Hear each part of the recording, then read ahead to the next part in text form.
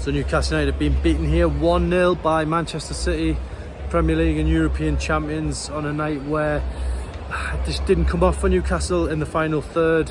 In truth, it was a disappointing and poor display by their own standards, those high standards that Newcastle have set. You know, they've spent a lot of money, but they were ultimately unable to lay a glove on Man City.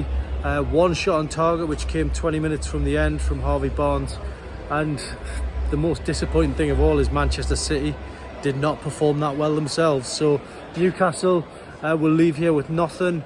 As I say, disappointing night. I don't think anyone's going to deem it as any type of major crisis. I think Newcastle will bounce back pretty quickly. They're going to have to lift their ideas up and go in hard against Liverpool next weekend. But tonight just didn't happen for them. Don't think Eddie Howe will be impressed with what he saw. Look, this wasn't a battering by any stretch of the imagination.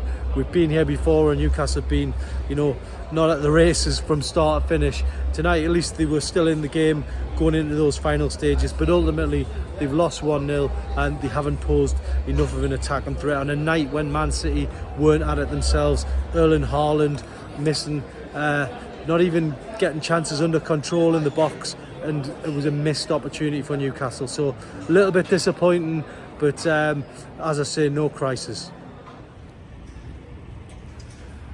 So leaving the Etihad Stadium here after Newcastle United's, can we say it's a disappointing defeat, given where Newcastle have come from in the last couple of years?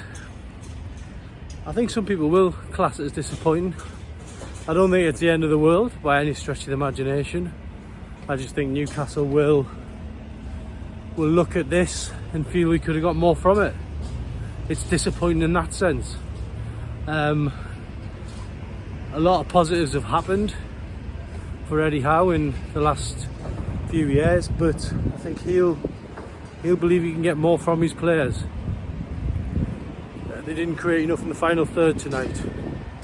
What they did create lacked quality, lacked potency. Even Pep Guardiola said after the game that he felt proud of his players because it simply tamed a Newcastle team that had hammered Aston Villa only a few days ago. This was a completely different situation to Villa, and Newcastle sadly weren't able to raise the game again by the same standards. But as I say, it's not the end of the world. It's one where Newcastle can learn from it. My biggest takeaway from it will be if Newcastle can learn to do what Man City did tonight, which is not play that well, which is not be at the best, but still emerge with the 3 points, then I think they'll be close to where they need to be. Newcastle closing the gap on Man City. It wasn't a hammering like we've seen in the past. It was much more of a situation where Newcastle had the moments in the game, but ultimately, didn't make the most of what came their way. And you're not going to get much here, by the way, against Man City. So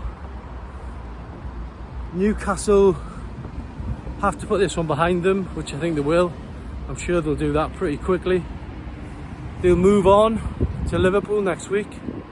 A Liverpool team have had a reasonable start to the season, 4 points picked up, and there's been a lot said by Jurgen Klopp about how much Newcastle have spent, but I'm sure that'll be the narrative in the build-up to this game.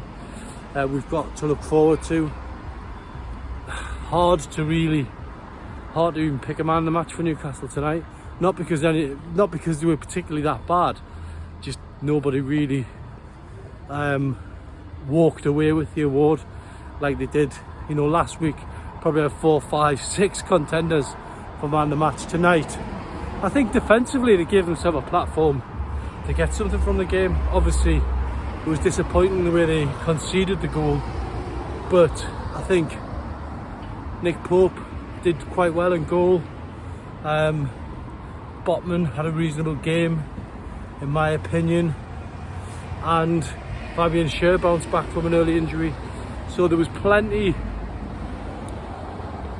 to build on from this, but just from a Newcastle point of view, in the final third, they weren't there, they weren't at it. And if we're being completely honest, had Man City been more like the Man City side we've seen in recent times, then, you know, Erling Haaland, he had 3-4 chances that he didn't take, couldn't get the ball under control. It wasn't Erling Haaland we've seen in the past. But Newcastle, you know, will learn from this, and I think ultimately, as they move forward on this journey that they're on, they'll know that they must be more ruthless in front of goal with the little chances they're going to get at places like this. But nothing to get too downhearted about. It was disappointing, but nothing more. No crisis, nothing to get concerned about. I don't think there'll be a big post-mortem. I think they'll look to tweak things, but I don't think anyone will be getting carried away by the defeat.